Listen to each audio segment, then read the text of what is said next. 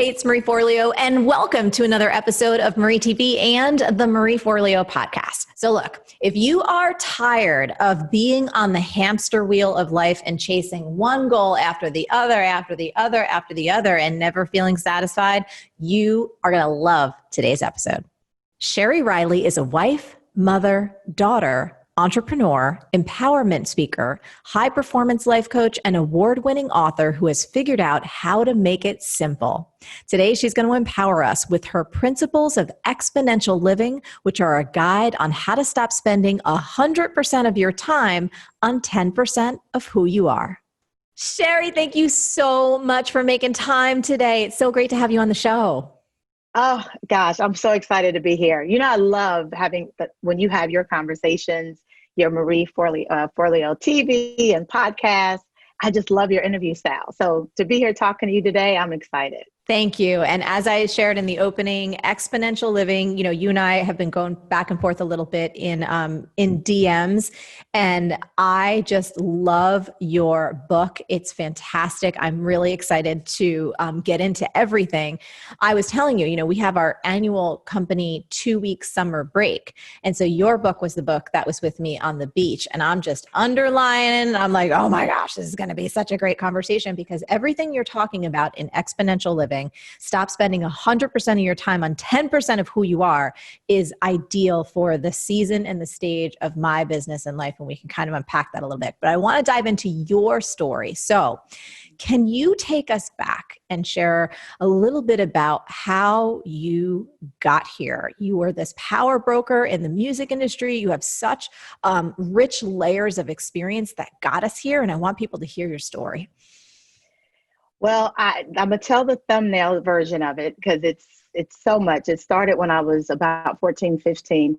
But I'm from a small town. I'm a small town girl. I had these big dreams of working in the entertainment industry. And to be honest, people thought I was crazy because here I was 14, 15. I'm going to date myself. So this was pre-Google, pre-cell phones, pre-computers, pre-internet. Yeah. And so when I was talking about the music industry and I was going to live in Atlanta, I'd never been to Atlanta, and the music industry was in New York and Los Angeles. So literally I sounded like I was going to build hotels on Mars. Like that's how realistic it was. But after a whole lot of no's, a whole lot of working for about 10 years, I ended up as the head of marketing at LaFace Records, where I was doing the marketing for Toni Braxton, TLC, Usher, the Olympic album, Outkast. I mean, some of the most phenomenal artists of the 90s and still to this day. I love the people I worked with. I loved what I was doing. High 6-figure income, mid-20s, bought my mother a home by the age of 27. I mean, this was my dream. And I was miserable. I was absolutely miserable. My hair was falling out. And I thought that it was just, I needed to do more. So work harder, Sheri, connect with more people, buy something different, go on another trip. And I literally crashed and burned. Like people ask me, how did you leave LaFace? I crashed and burned. But what I discovered is that I was spending 100% of my time on 10% of who I was, but expecting 100% of my fulfillment. And so I had this amazing career, but I didn't have a good life. And did you start hearing the whispers, you know, like something's a little off? And then did the whispers start to turn into an audible voice? And then it starts to turn into a bit of an internal yell until your body is just like, no more. Can you peel back a little bit about that internal experience of feeling you go in that direction of going like, I'm miserable, I need to stop? Yeah. You know what? I thought it was, I didn't hear the whisper, even though now looking back, it had been a loud scream the whole time, but I didn't hear it. But what it was is I felt like I needed to work harder. I needed to learn more. Oh, I just haven't reached the goal. You need to be vice president. When you become vice president, oh, you need a bigger expense account. Oh, when your artist wins Grammy of the year. Oh, so I felt this thing, but I thought that it was the drive pushing me to do more. instead of understanding what was really crying out in my spirit and my soul was the need for peace. Like I needed to understand that it wasn't about getting more, doing more, becoming more, but it was genuinely about having that place of peace right where I was with what I had. And then understanding that was what my desire was, not more, but to appreciate what I had and really understand I needed more peace, not more things. And did you, when you finally stepped away, like that first, resigning, giving your notice, letting your friends and people know, can you walk us through what that was like from an internal perspective? What were you saying? What were you thinking? What were you feeling? I felt amazing. Everyone around me thought I was crazy. My dad thought I'd had a nervous breakdown because literally, Marie, I resigned on June 5th, closed on my house on June 6th. My last day was June 19th, and I moved into my house June 19th. Who does that? Like, my dad was like, you've had a nervous breakdown. And on top of it, I was telling everyone, all I want to do is sit in my yard and play in the dirt. Like, I just want to plant things. Yes. Like, I was like, so everyone was like, she's lost it. But for me, it was the first time that I genuinely felt the peace, that small voice you were talking about. It was the first time I really felt it. And what I realized later was working in the music industry, working at LaFace was only one of my dreams. And so the truth is, if I hadn't crashed and burned, I would have honestly stayed at that company years longer than I was supposed to, because that was only one of my dreams. I also wanted to be an entrepreneur. So the crash and burn was really the gateway for me transitioning to the next phase. And I felt that peace in me, but I wasn't clear about it until much later. Isn't it so fascinating that sometimes some of our biggest moments of pain and grief and disappointment lead to our biggest breakthroughs? And in that moment, they're painful and there's tears and there's doubt and there's fear and all of these consistent things that we human beings go through. And then on the other side, we're like, whoa, that could have been the greatest gift of my life. But it's what you said. It's that still small voice that's always kind of there going, this is right. This feels good. But we fight it, but it really is that small voice that's affirming you. This is it. It doesn't, because everyone was telling me I was crazy. Yes. Everyone was telling me, Sheri, how could you leave? The music industry is great. What are you doing? My father, who was the most solid voice in my life, was like, I don't know what you're doing. I don't understand this entrepreneur thing. But underneath all of that, there was this piece of, this is exactly what you need. And every time I've had like a broken place in my life, and I've had some tremendous breaking places in my life, just how will I ever recover? But there's always been that still voice, that silent, calm peace somewhere in me that says, you know what? If you can fight for your peace, you will get the power to make it through this. And you're going to have something better on the other side. I love that you're mentioning that small voice too, because my mom, when I was little, taught me that voice was God. That was my direct line. And she was raised Catholic. And so she kind of rebelled a bit against formal church, but she's very, very, very spiritual. So she kind of passed that down to me, that she's like, whenever you hear that small voice, Marie, that is God talking directly to you. And you got to listen.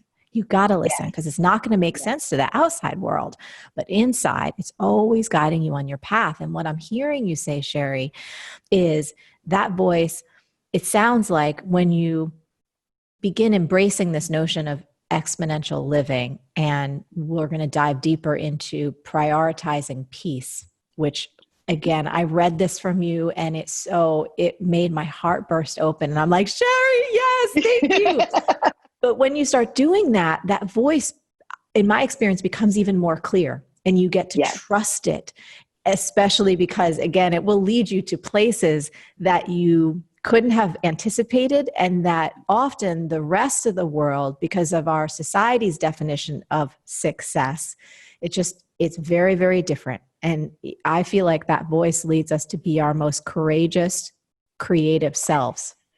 You just said all three words, right? Peace, clarity, and courage. Oh, I didn't know that. I You love it. literally, but it really is. I mean, when I tell you peace, clarity, and courage, that is the essence of exponential living. But I'm going to share with you, here's the thing, for like now, so many of my colleagues, so many people go, oh my God, Sheri, the message is everything. But for the 12 years that I was on the journey of writing this book and the 12 years of transitioning out of LaFace, when I was talking about peace and clarity and courage, people are like, okay, that's crazy. No one wants to hear that. Like, unless you're talking to me about how I'm gonna make more money or how I'm gonna get that next promotion, like what you're saying is crazy because everyone equated this peace to kumbaya. I got to go sit in the corner. I need to be rocking and finding crystals, instead of understanding that, no, this is where our true power is, because this is where that still small voice begins to get louder and louder, where we get the clarity, where we get the courage, but more important, where we really get to define what's most important to us. So Yes. for years, I was this anomaly, like, here she comes again, talking about, peace instead of a Birkin bag. But it's watching that transition of now how important it is for people to understand that peace doesn't remove the desire for material things. It doesn't minimize the impact that you can have in your career. It doesn't take away the power that you possess in relationships. It literally becomes the anchor so that you can really fully enjoy all of those things that you work so hard for. Yes. And that, I'll tell you, that has been something that I'm continuously unpacking for myself. I have this deep, deep, deep work ethic that came from my own families, just a lot of scarcity, a lot of fear, a lot of not having a lot. So you just work to produce. And I love, one of the things about getting older is just the perspective, right? To be like, well, what the hell am I working my ass off for Right. 24/7? And I'm not enjoying any of the fruits of my labor, or just the experience of being alive. I want to go back to a little bit earlier around Usher, because my sense when I was reading your book was that small voice was telling you then, when Usher, and please correct me if I'm getting the details wrong, the potential for you guys to work more closely together was there, and you were like, you know what? No. Wouldn't do it. Yeah. Tell And us he that did story. not understand it. Yeah. So when it was time for me to resign, I knew, like, up until that point, it had really been me, him, and his mom really leading the charge, the label. And he was growing. He was 15, 16, 17, teenager. There was some struggles. Everyone knew he was talented beyond measure. But what do we do with this? Like, what do we do with this 40-year-old charisma and this 17-year-old mindset and body? And so him and I just really formed this brother sister bond. Um, but when I resigned, I knew he was 21, he was 22. I'd seen so many artists during that phase just really lose themselves and then lose their career. And so, Marie, what I would say to him all the time is, I'm more concerned with you, the man, than you, the brand. Mm. And that was my heart. That was my heart for him. And so, I told him I wouldn't work with him, and he was offended. It was like, it doesn't make sense. Honestly, for about 10 years, he came with many opportunities to run his foundation, and I would always say no. But about 10 years later, he hit a place in his life that, honestly, it was a make or break moment in his life. And that's where he finally got it, because he knew I could be the person that he could come to. I had no vested interest, and he could always just be himself. He never had to be anything other than him. And it was a critical place in his life personally. So 10 years later, he was like, my God, like, I get it now. But how many people walk away from that level of success or access from a professional standpoint, especially as an entrepreneur? I mean, Marie, come on. Yes, That's the kind of client you launch a company with, right? Like, completely. that's the kind, yes. But here we are. I have two children. He has his. We got these relationships. We are forever bonded. So the greater gain was my heart for him as a man versus him as a brand, because I knew he would be successful, which, duh, right? Yeah. So yeah, so but I've made those kind of choices multiple times in my career and in my personal life, because I've always felt like if I could do the right thing the right way, I'm always going to win. I'm always going to win. Yeah.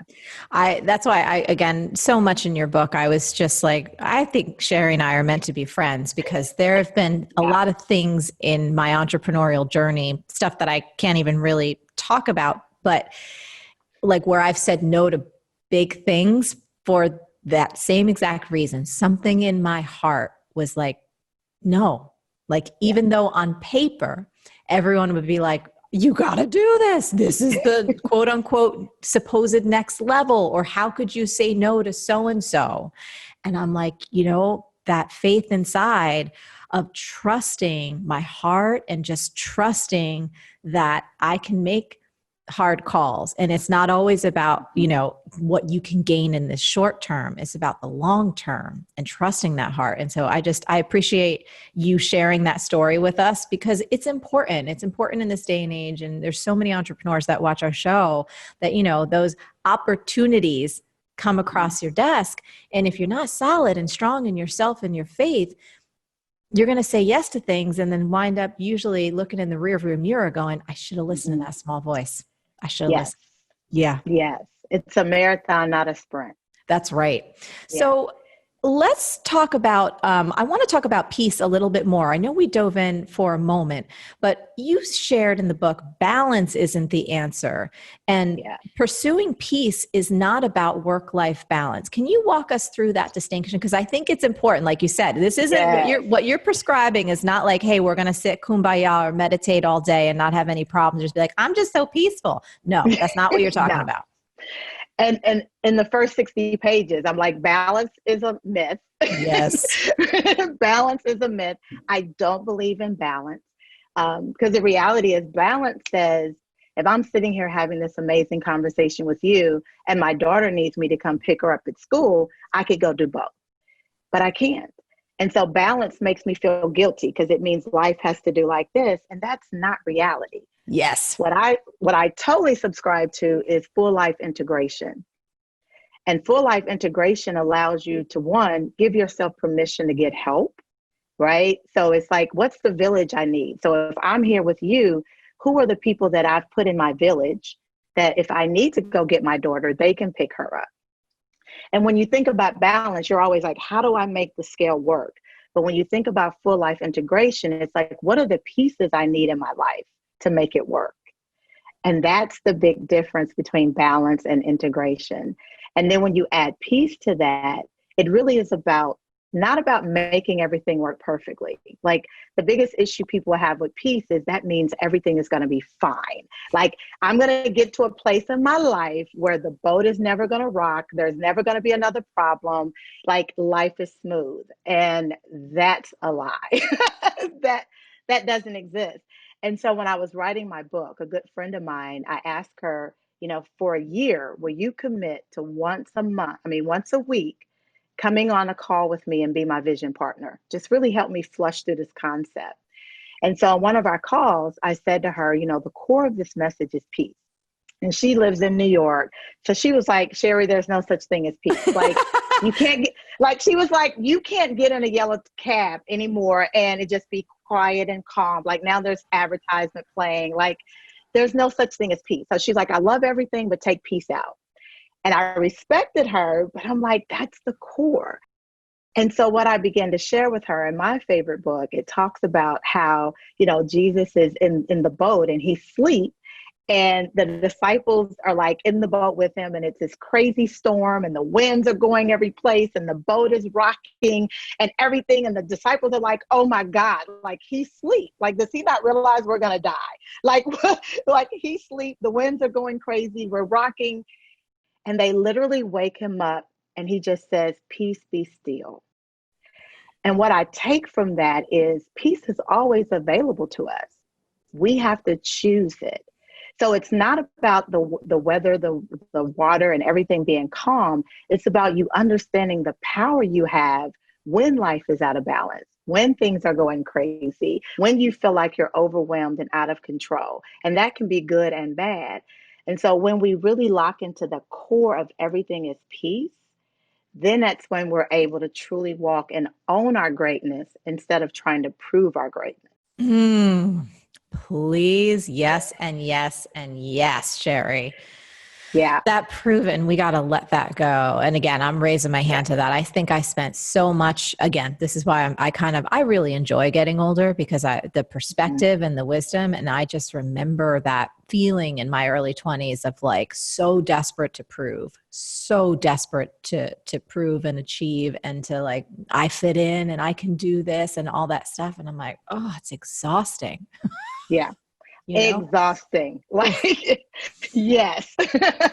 Let's talk about ownership because that's it's like one of my favorite words and just taking ownership of all of your choices. Can you tell us how ownership relates to exponential living? Yes. So ownership is very big. It's in the very first principle. As exponential living is literally 9 principles that when we live these 9 principles, that's when we get the peace, the clarity, and the courage. And so the first principle is living your power. And the second key to that is ownership. Like, what are you focused on? Like, what are you focused on? And the reality is we're so busy with this massive to-do list. Oh my God. I want to just take the to-do list in especially every woman's life and just rip it up and throw it up like confetti. Just like, it's just, oh my God. But the thing is that it's not about the habit of just throwing everything on our to-do list. It's really about what's most important. So back when I was trying to write this book, literally, so you'll appreciate this as an author. It took me 7 years to write the book proposal, not the book. Okay. The book proposal, as you know, is pretty much a glorified outline, right? Yes. It's a very thorough outline. So 7 years to write a book proposal. In December 2014, I literally took everything off of my to-do list and I took ownership of what was most important. I wanted to lose 25 pounds because I needed to do some things with my health. I decided to increase my speaking engagements because that's how I wanted to generate revenue. And I was going to secure my publishing deal. Those 3 things. If what was on my to-do list didn't directly or indirectly impact those 3 things, I took it off. That was the second week of December 2014. Now remember, 7 years to try to do a book proposal. 4 weeks later, January 7th, 2015, I sent my book proposal to my agents. They called me within 15 minutes and said, oh my God, Sheri, you found your voice. 4 weeks later in February, I had 4 major publishers wanting to purchase my book proposal. Come on. Because I took ownership. I took ownership of what was most important. I got rid of all the ancillary. Let me tell you, the biggest thing when you take ownership is when you start to recognize when opportunities are actually distractions. Yes. Right? Yeah. Yeah, because most everything on my to-do list was a distraction. And then once I secured the book deal, then what do? You go get the next most important thing. And then you add that to your top 3. So in that ownership, it allows you to get focused. It allows you to understand where your real value is.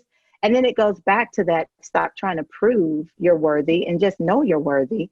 But it gets rid of the distractions. Like here's the big one. It's so easy to say no when you're clear on what you're taking ownership of. People go, well, I don't know how to say no. You know how to say no. You're just not clear on what to say no to. Yes, Sheri. Oh my goodness. So one of the things I live my life by, and I've been doing that in this season, especially like this year, 2020, my goodness, right? All the things. But one of my little mantras that helps me keep my head and my heart straight is simplify to amplify. So the less remember you're talking about you want to like sit in the soil and just like look at your plants and stuff. So for me, like the gardening analogy, if you prune this beautiful bush or tree or plant back, it looks like, oh my gosh, you're taking everything away. No, the energy is getting focused, right? Just like what you were Yeah. saying. And so what is left becomes so beautiful and strong and rich and robust. So it's that when I read that you slashed your to-do list by 80%, I was like, yes, Sheri, yes, Yeah. simplify to amplify. And the result, Man. my goodness, it feels good. But, and I just want to underscore what you said, because it's so right on. It's so wise around, you know, it's not that you don't know how to say no. It's like, when you know what's important, it's a lot easier to say no to what's not. And that discernment and that courage to say, these are the three things that are the most important to me at this stage and this season of my life. And then you could say bye-bye to everything else with love. And with love. With love. But it increases our productivity. Like we're so concerned about having this massive to-do list. And then we're so concerned with when I check everything off and I can give myself a pat on the back. But were you productive, or were you just busy? Did you just burn yourself out, but you didn't get anything done? Did you move the needle an inch, or did you go a mile?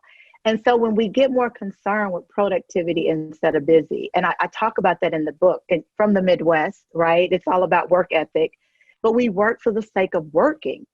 Like we work for the sake of working versus what is it all about? We're supposed to put ourselves in a position where we can enjoy the fruit of our labor, but we're just always laboring. We're just always working.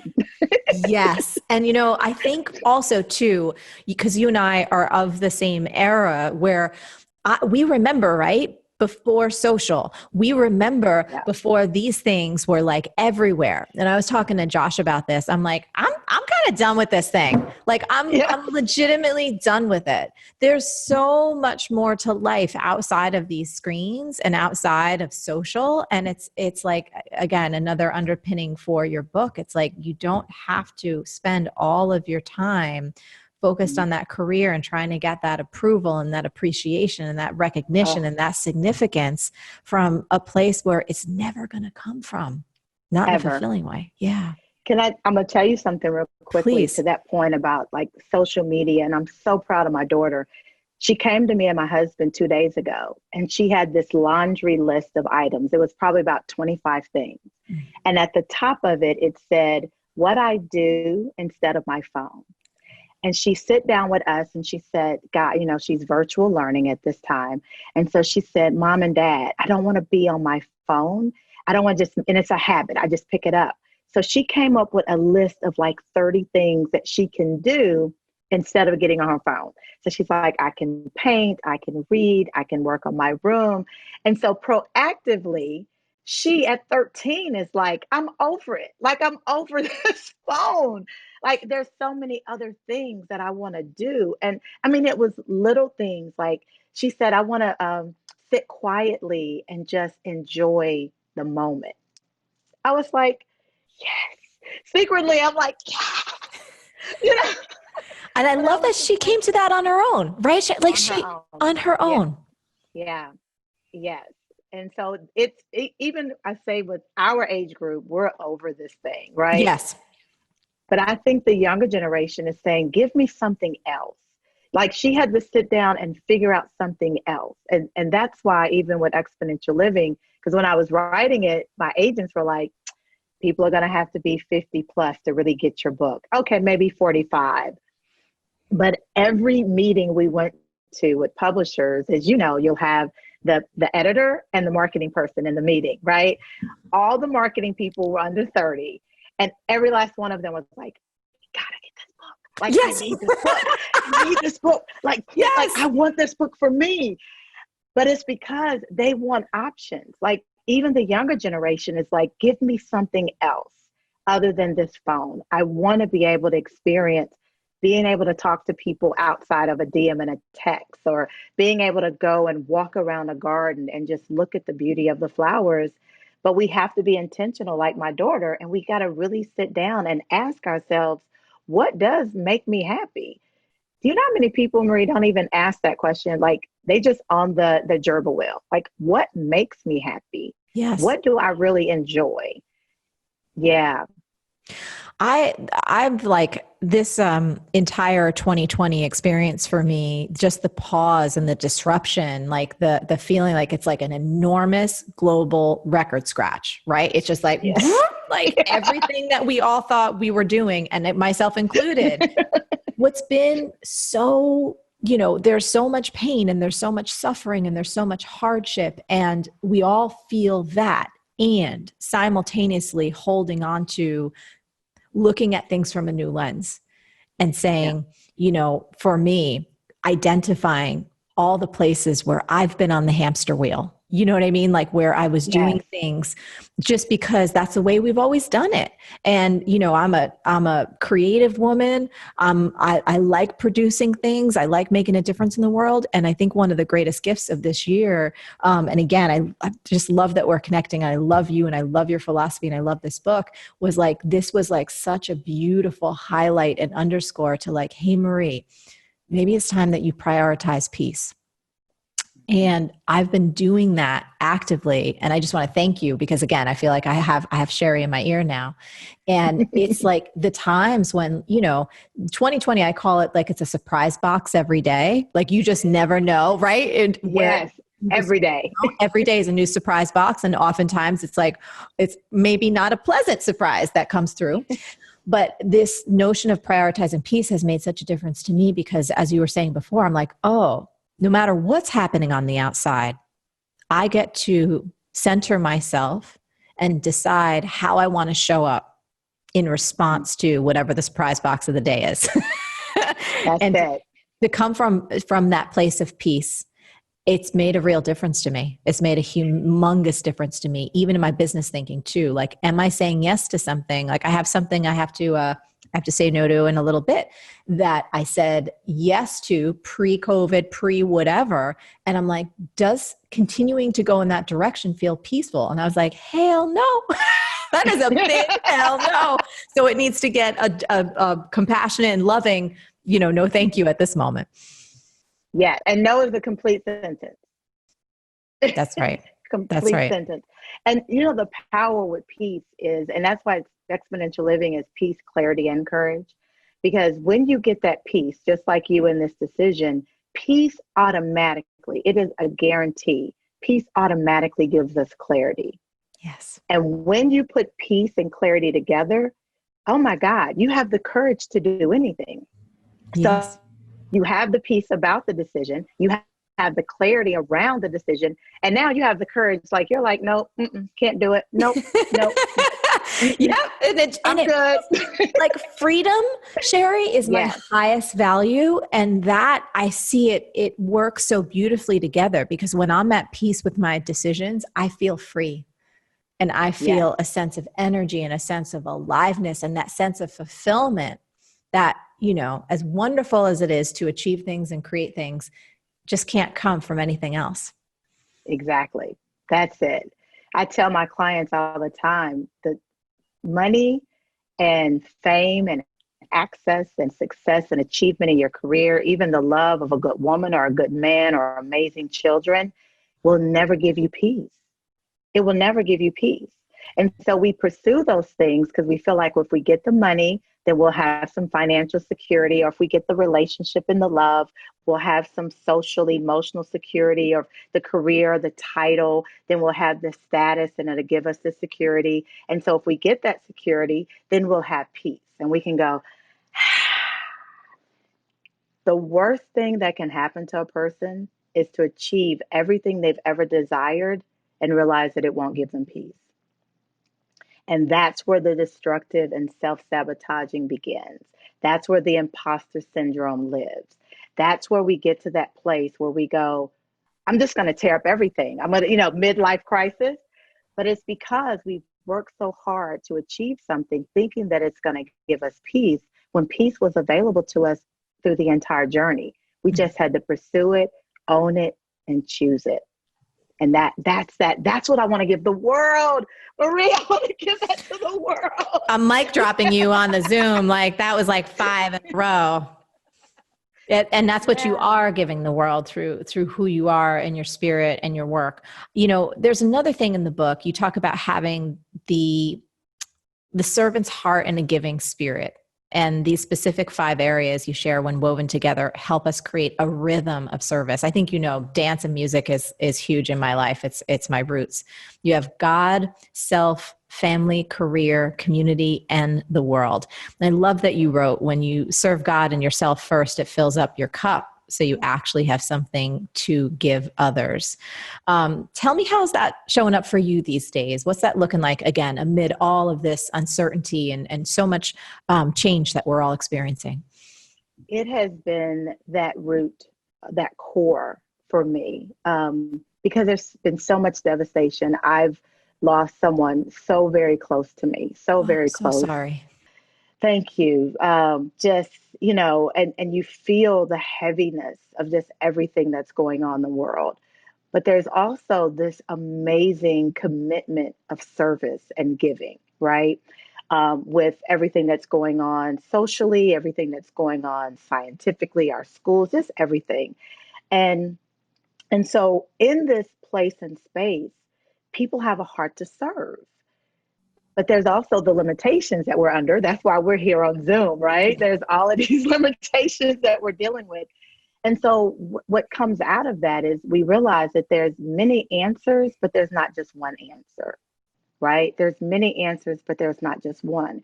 And so when you get in that place with God and you allow yourself to get filled with you and what it's most important to you, then it gives you the clarity to be able to say, okay, now I may be able to serve through protesting, or I may be able to serve through making phone calls.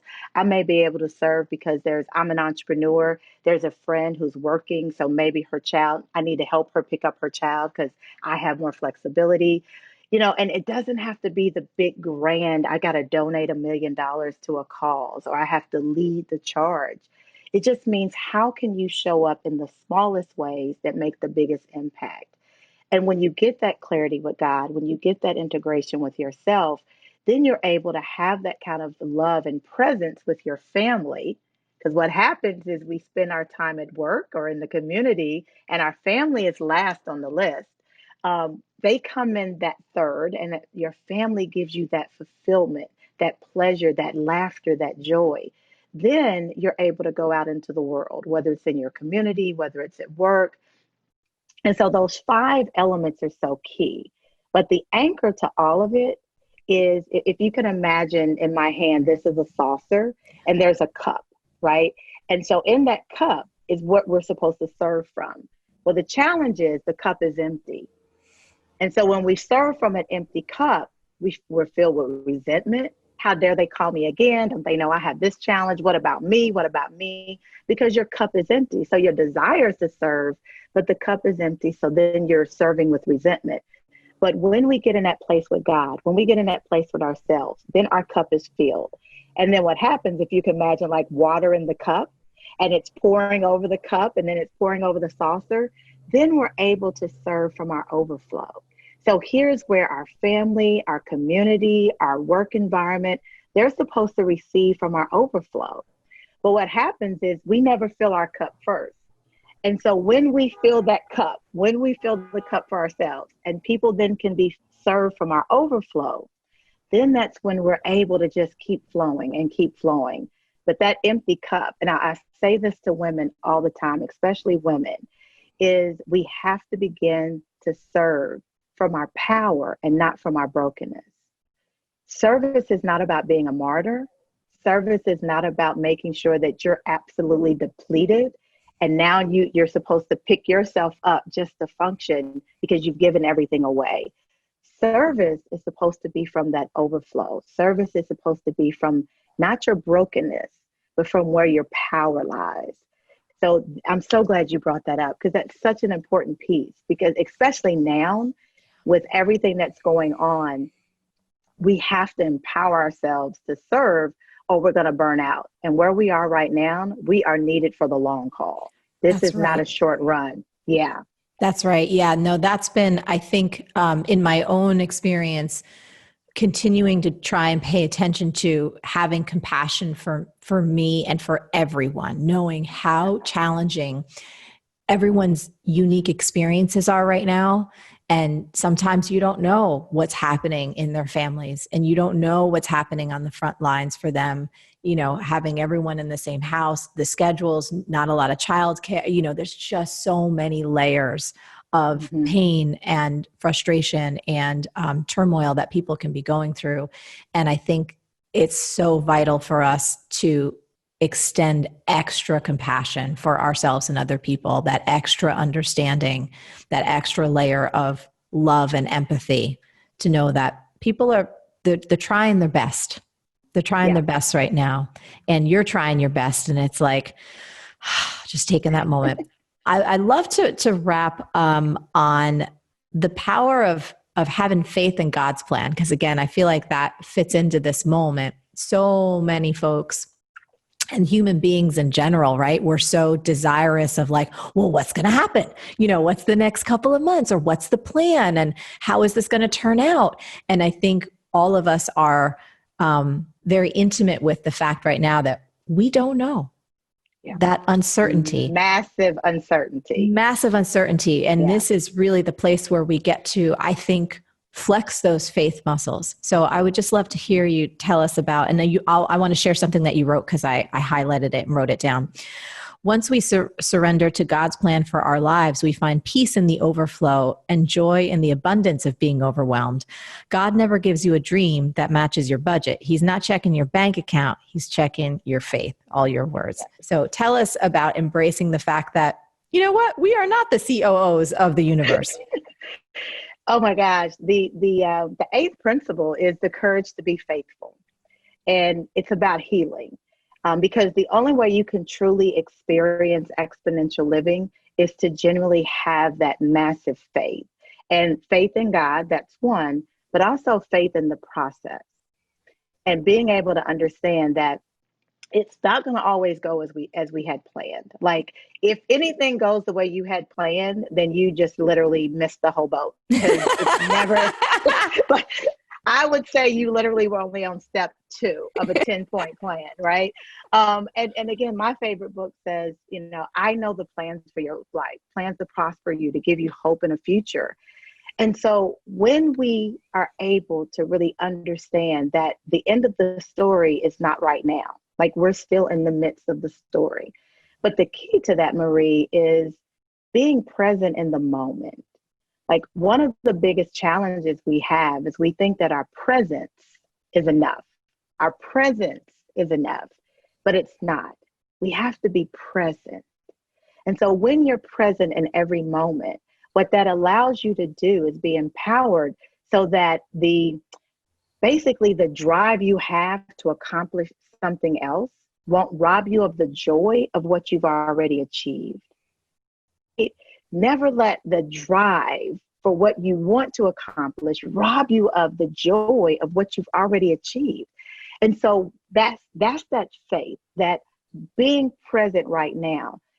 But what happens is we're so concerned, well, if I don't do this and I don't do that, and if I don't do this and I don't, well, what if this is going to happen? Well, this means this, or if it's not happening right now, microwave society, if it's not happening right now, then it's not going to happen tomorrow. And I learned this. I didn't learn it because of some philosophical breakthrough, like I got all the answers. I learned it in my most broken place in life. And that was trying to write this book. I literally lost everything. I mean, I lost everything. And in this whole process, it was like, but I got to keep writing. Well, write what? Like, what are you going to write?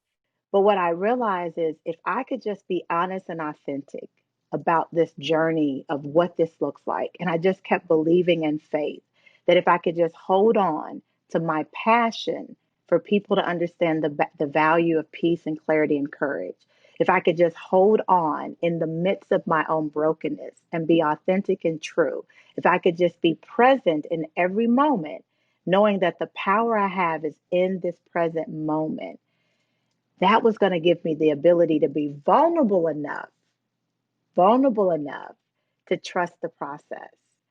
So when we have the faith to trust the process, that empowers us to understand that I have another opportunity to get up tomorrow and keep going. Because the thing is, all this, Kay, because a lot of people say to me, but Sheri, you say that because you've got this and you're doing this and you're doing that. Yeah, but I wrote those words when I had nothing. I wrote those words when I was broke and broken. I wrote those words and I experienced this from a place of absolute lack in the natural, personally, emotionally, spiritually, financially. And so that's why the passion of this can work for you too. Because I'm my first and most important client. Like all I'm doing is sharing what has worked for me. And hopefully, prayerfully, when you apply it, it will continue to work for you too.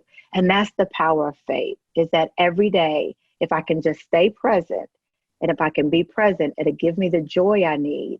And that joy is my strength to keep going.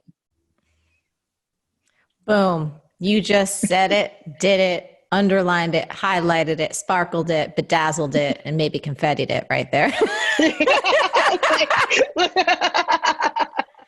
Sheri, you are just a gift. Is there anything else that you want to leave us with today? By the way, everyone, so obviously she's dropping a lot of wisdom. If you don't have this, you need to get Exponential Living. Sheri is just a gift, but let me hand the mic back to you, my love. I just want to say that for me, and in that book, the drive for me was I didn't want a transaction, meaning I didn't want people to pick the book up, read it, and put it on the shelf. Like I genuinely wanted transformation. I wanted people to highlight it and rabbit ear it. And the greatest gift is when people come to me and say, oh my God, your book is sitting on my nightstand, right? It's there. Because these principles are literally a lifestyle. These principles are genuinely rooted in the reality that peace is the new success.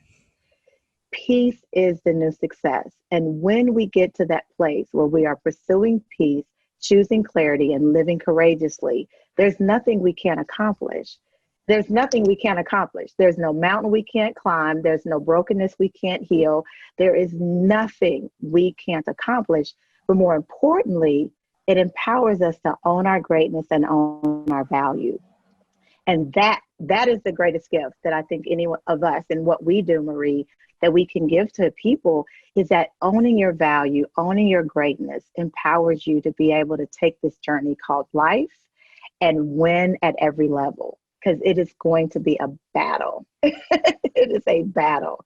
So thank you. I love you and the conversations you have. I just love the way you bring out the best in everyone you talk to. So thank you. Oh, thank you, Sheri. You are such a gift to this world. And I want to thank you for your work. And again, I'm going to keep choosing and prioritizing peace. And I'm just going to hear your voice in my ear when we do it. And I'm excited to, we got some music talk to have too. We'll have that on Instagram. Yes. Taking it back to our favorite yes. time. You are lovely. For everyone, you have to get Sheri's book. And Sheri, if they want to come check you out online, where's the best place that they can come find you? Yes, I would love to connect on Instagram, which is Sheri Riley, SheriRiley. And also, I would love for you to join my exponential living community at sheririley.com. Beautiful, my love. Thank you so much. Thank you. And now Sheri and I would love to hear from you. I'm really curious. Are you into this as much as I am, prioritizing your peace? Or if there were other insights or ahas from this episode, I want to hear about it in the comments. Now, as always, the best conversations happen over at marieforleo.com. So head on over there and leave a comment now.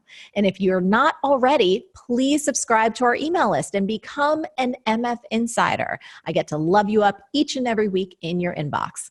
Now, until next time, stay on your game and keep going for your dreams, because the world really does need that very special gift that only you have. Thank you so much for tuning in to Marie TV and the Marie Forleo podcast, and I will catch you next time.